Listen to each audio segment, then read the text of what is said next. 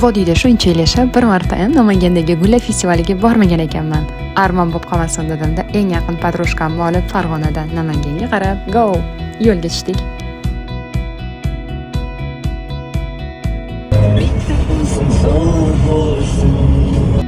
Salkam 2 soat deganda Namangan shahridagi Bobur parkiga 64-gullar festivaliga yetib keldik. To'g'risini aytsam, shuncha ko'pgina gulni umrimda ko'rmaganman. Namanganliklar bu festivalga juda ham jiddiy qarashar ekan, masshtabda nishonlashar ekan.